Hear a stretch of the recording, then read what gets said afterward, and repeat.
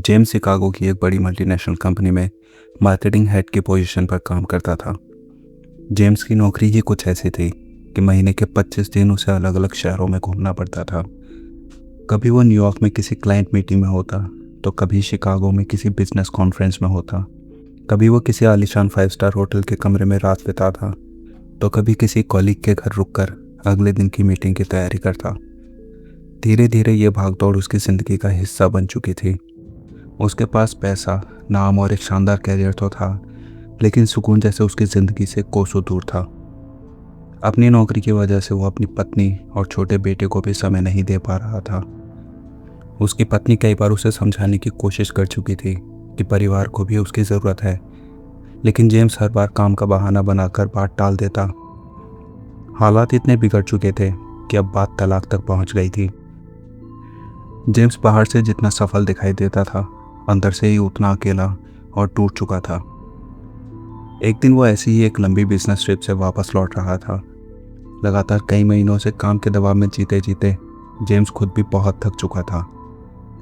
Car की खिड़की से बाहर अंधेरी सड़कों को देखते हुए वो मन ही मन सोच रहा था कि इस बार घर पहुंचते ही वो कम से कम 10-15 दिन की छुट्टी लेगा और अपनी फैमिली के साथ कहीं घूमने जाएगा। उसे याद आ रहा था कि उसका बेटा पिछले कई महीनों से उससे वादा ले रहा था कि वो उसे पहाड़ों पर कैंपिंग के लिए ले जाए। उसकी पत्नी भी चाहती थी कि कुछ समय के लिए जेम्स काम से दूर सिर्फ परिवार के साथ वक्त बिताए। शायद पहली बार जेम्स को एहसास हो रहा था कि अगर उसने अब भी अपनी ज़िंदगी नहीं बदली तो वो अपने परिवार को हमेशा के लिए खो देगा। वो इन्हीं ख्यालों में खोया हुआ था कि अचानक आसमान में घने काले बादल छा गए। देखते ही देखते तेज हवाएं चलने लगीं और कुछ ही सेकंड में मूसलाधार बारिश शुरू हो गई। बारिश इतनी भयानक थी कि सड़क पर मुश्किल से कुछ मीटर आगे तक का ये दिखाई दे रहा था। कार के वाइपर लगातार चल रहे थे, लेकिन फिर भी सामने का रास्ता धुंधला नजर आ रहा था। इस बारिश में आगे ड्राइव करना रिस्की हो सकता है, उसने धीमी आवाज़ में खुद से कहा। जेम्स ने जब बाहर देखा तो हाईवे लगभग सुनसान हो चुका था।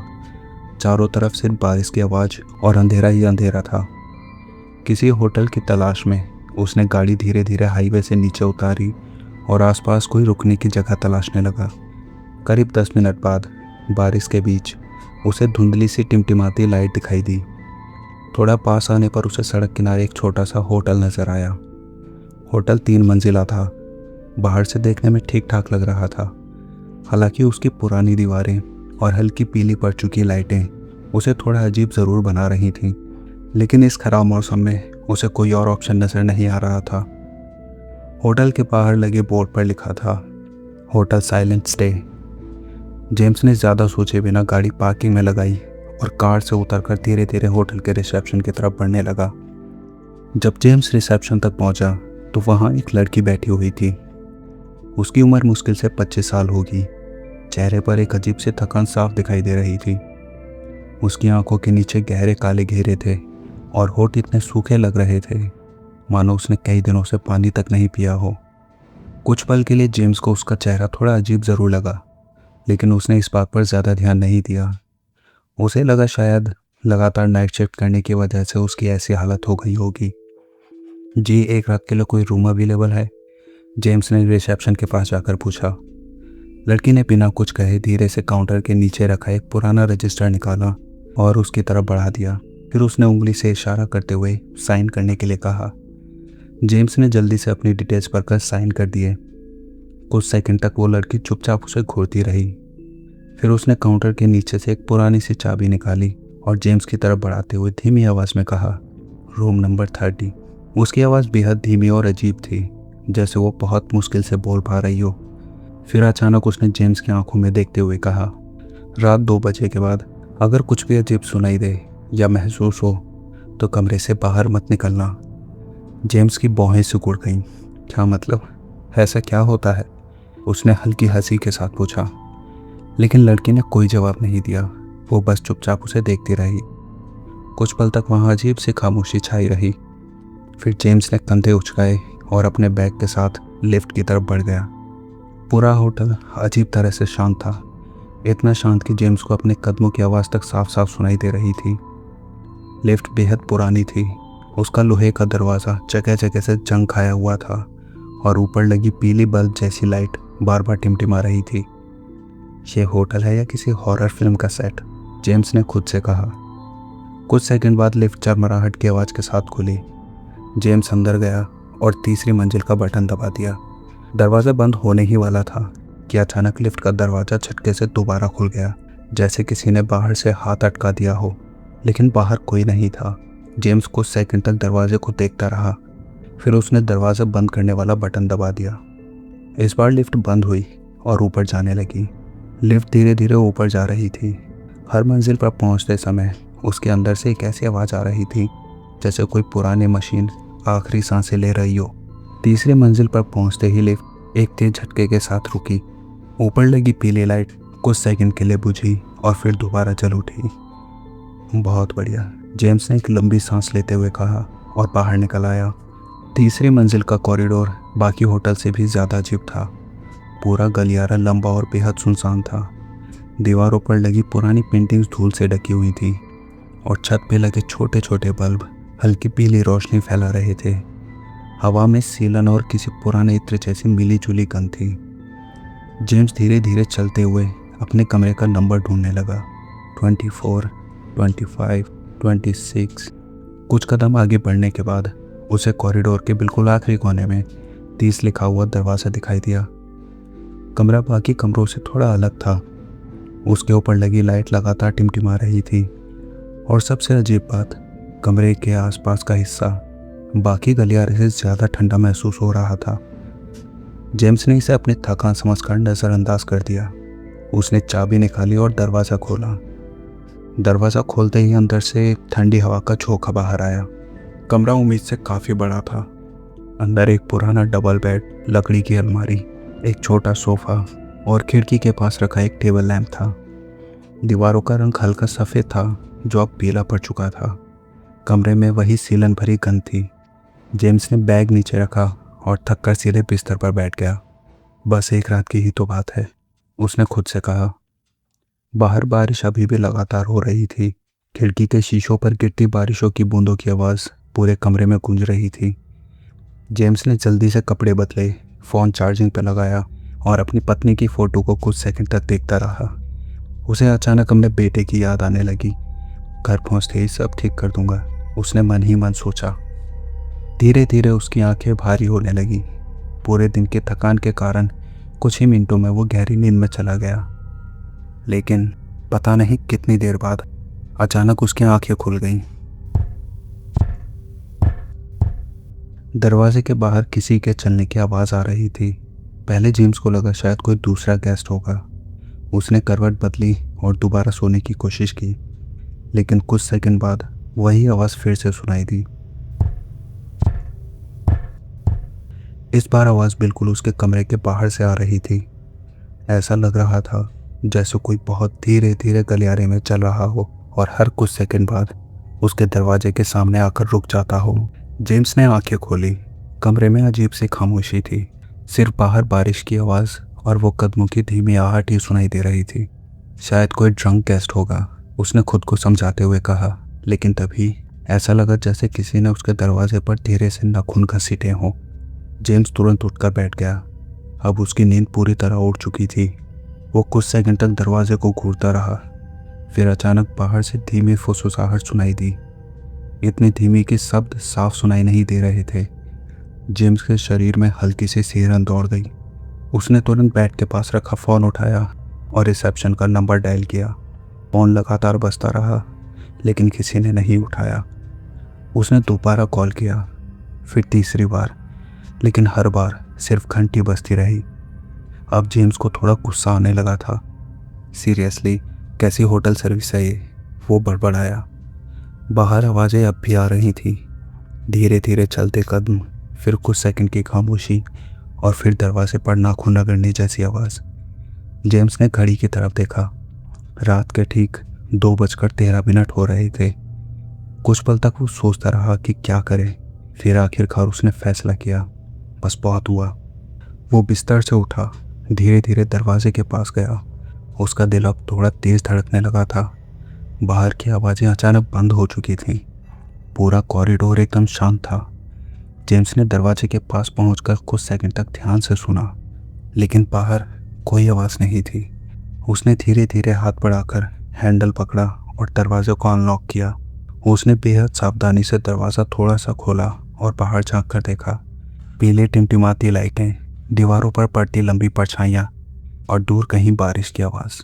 इनके अलावा कॉरिडोर में और कोई दूसरी आवाज़ नहीं थी। जेम्स कुछ सेकंड तक बाहर खड़ा होकर इधर उधर देखता रहा। कोई है क्या? उसने धीमी आवाज़ में कहा, लेकिन कोई जवाब नहीं आया। उसका दिल अब भी तेज़ी से धड़क रहा था। कुछ पल बाद उसने अपना सिर हिलाया और अंदर की तरफ जाने लगा। तू भी ना जेम्स, ज़्यादा हॉरर फिल्में देखने लगा है, उसने खुद से कहा।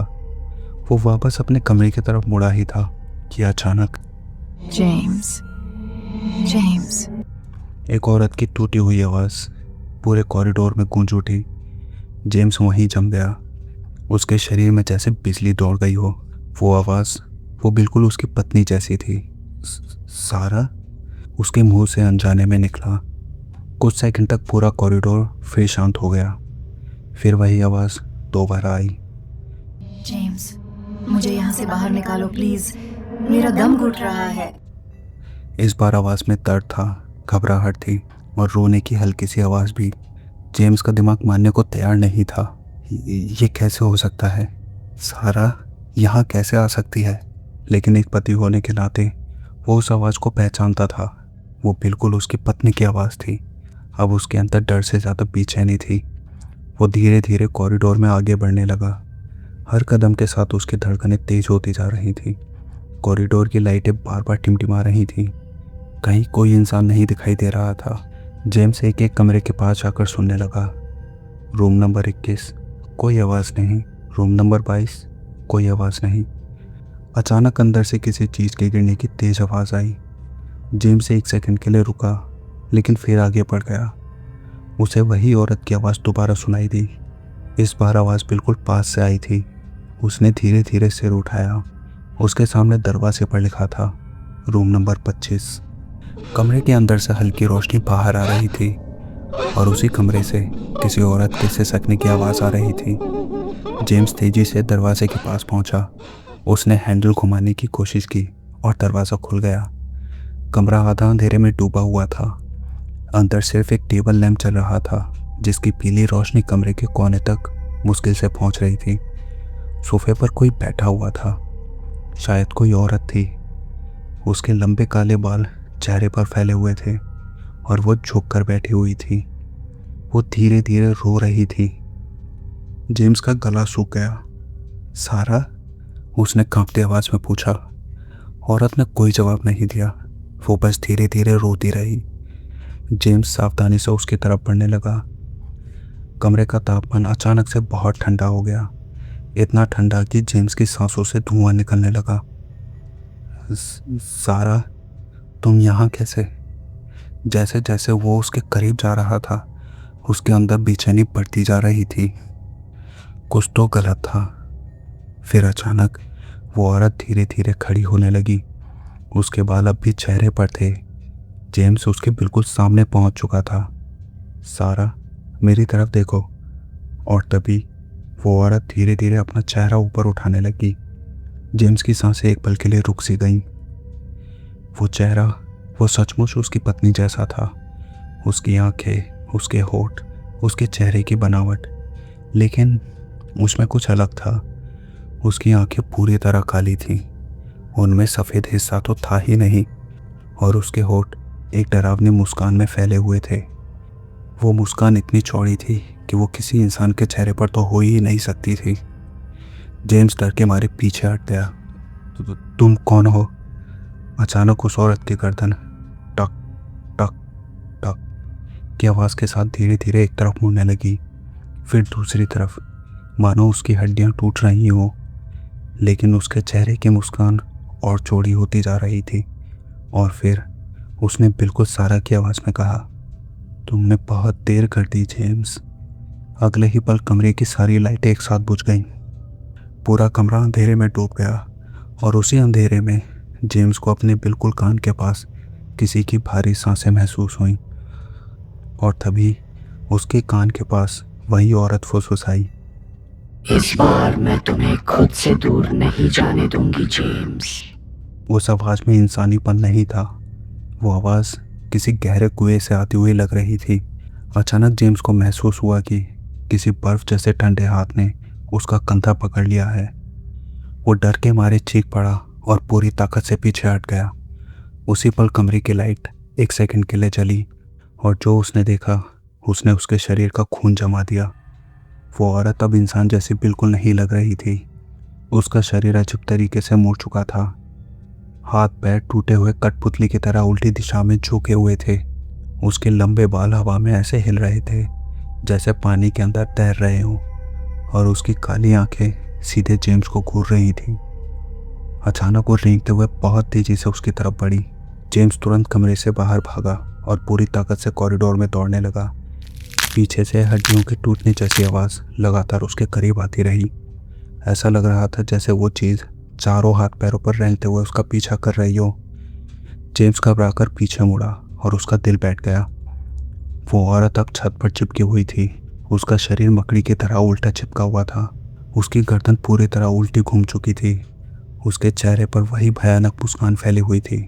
तुम भी बाकी लोगों की तरह यही रहोगे? उसने सारा की आवाज़ में कहा। जेम्स की चीख निकल गई। वो पूरी तरह से भागने लगा। कॉरिडोर की सारी लाइटें एक एक करके बुझने लगीं। पूरा गलियारा लगभग अंधेरे में डूब चुका था। जेम्स भागते हुए लिफ्ट तक पहुंचा और पागलों की तरह बटन दबाने लगा। Come on. पीछे से घिसटने की आवाज़ तेजी से करीब आ रही थी। अचानक उसने देखा कॉरिडोर के आखिर में वो औरत खड़ी थी, लेकिन अब उसका चेहरा पूरी तरह बदल चुका था। उसकी आंखों से काला खून बह रहा था और उसके चेहरे की त्वचा जगह जगह से सड़ी हुई दिख रही थी। वो धीरे धीरे मुस्कुराई, फिर अगले ही पल उसका शरीर गायब हो गया। जेम्स का दिल जोर जोर से धड़कने लगा। तभी जेम्स, आवाज़ उसके ठीक पीछे से आई। उसने कांपते हुए पलट कर देखा। वो औरत अब उसके बिल्कुल सामने खड़ी थी, इतनी पास कि उसकी सड़ी हुई सांसें जेम्स के चेहरे से टकरा रही थी। जेम्स डर के मारे पीछे गिर पड़ा और उसी पल लिफ्ट का दरवाज़ा खुल गया। जेम्स बिना पीछे देखे तुरंत अंदर घुसा और ग्राउंड फ्लोर का बटन दबा दिया। दरवाज़ा धीरे धीरे बंद होने लगा, लेकिन जैसे ही दरवाज़ा आधा बंद हुआ, एक लंबा सफ़ेद हाथ अचानक बीच में आ गया। लिफ्ट का दरवाज़ा अचानक रुक गया। वो चीज़ बाहर खड़ी मुस्कुरा रही थी। तुम यहाँ से नहीं जा सकते। उसकी आवाज़ अब कई लोगों की आवाज़ों जैसी लग रही थी। जेम्स ने घबराकर बार बार लिफ्ट का दरवाज़ा बंद करने वाला बटन दबाना शुरू कर दिया। फिर अचानक उसकी जेब में रखा फ़ोन अपने आप चल उठा। स्क्रीन पर उसके बेटे की फ़ोटो दिखाई दे रही थी। उसी पल जैसे किसी अदृश्य ताकत ने उस हाथ को पीछे खींच लिया। एक भयानक चीख पूरे होटल में गूंज उठी। लिफ्ट का दरवाज़ा तुरंत बंद हो गया और लिफ्ट तेज़ी से नीचे जाने लगी। जेम्स लिफ्ट के फर्श पर गिर पड़ा। उसकी सांसें बेकाबू हो चुकी थीं। ऊपर से लगातार धमाके की आवाज़ आ रही थी, जैसे कोई चीज़ लिफ्ट के ऊपर दौड़ रही हो। अचानक लिफ्ट की लाइटें बुझने लगीं। फिर सब कुछ धुंधला होने लगा। जेम्स की आंखों के सामने अंधेरा छा गया। सर सर उठिए। किसी की आवाज़ सुनकर जेम्स की आंखें धीरे धीरे खुली। उसने घबराकर चारों तरफ देखा। वो होटल की लॉबी में पड़ा हुआ था। सुबह हो चुकी थी, बारिश रुक चुकी थी और सामने वही रिसेप्शन वाली लड़की खड़ी थी। आप ठीक हैं सर? उसने धीमी आवाज़ में पूछा। जेम्स हांफते हुए उठ बैठा। उसका पूरा शरीर पसीने से भीगा हुआ था। वो औरत, रूम 25, उसने मुझे मारने की कोशिश की। जेम्स कांपती आवाज़ में सब कुछ बताने लगा। रिसेप्शनिस्ट चुपचाप उसकी बातें सुनती रही, लेकिन उसके चेहरे पर कोई हैरानी नहीं थी, जैसे उसे ये सब पहले से ही पता था। कुछ देर बाद उसने धीमी आवाज़ में कहा, मैंने आपको मना किया था, रात में कमरे से बाहर मत निकलना। जेम्स कुछ सेकंड तक उसे देखता रहा। वो क्या थी? रिसेप्शनिस्ट की आंखें कुछ पल के लिए झुक गईं। फिर उसने धीरे धीरे कहना शुरू किया। करीब 5 साल पहले रूम नंबर 25 में एक महिला अपने पति के साथ रुकी थी। उसका पति एक बिजनेसमैन था, बिल्कुल आपकी तरह। वो काम में इतना बिजी रहता था कि उसके पास अपनी पत्नी के लिए भी समय नहीं था। उस रात दोनों के बीच बहुत बड़ा झगड़ा हुआ था। पति गुस्से में होटल छोड़कर चला गया था और पत्नी ने उसी कमरे में आत्महत्या कर ली थी। लेकिन मरने से पहले वो बार बार सिर्फ एक ही बात कह रही थी, मैं तुम्हें जाने नहीं दूंगी। जेम्स के शरीर में जैसे सीरन सी दौड़ गई। उस रात के बाद जो भी आदमी अपनी पत्नी या परिवार को नज़रअंदाज करके यहाँ ठहरता है उसे वो दिखाई देती है। जेम्स का गला एक पल के लिए सूख सा गया। वो हर रात अपने पति को आवाज़ लगाती है और जो भी उसकी आवाज़ का जवाब देता है वो उसको अपना पति समझती है। शायद आपने भी उस औरत की आवाज़ का जवाब दिया होगा, इसी वजह से वो आपके पीछे आई। इसीलिए मैंने आपसे कहा था, चाहे जो हो जाए आप अपने रूम से बाहर मत निकलना। रिसेप्शनिस्ट की बात सुनकर जेम्स एक पल के लिए हैरान रह गया। उसने किसी तरह खुद को संभाला और होटल से बाहर निकलकर अपने घर की तरफ चला गया।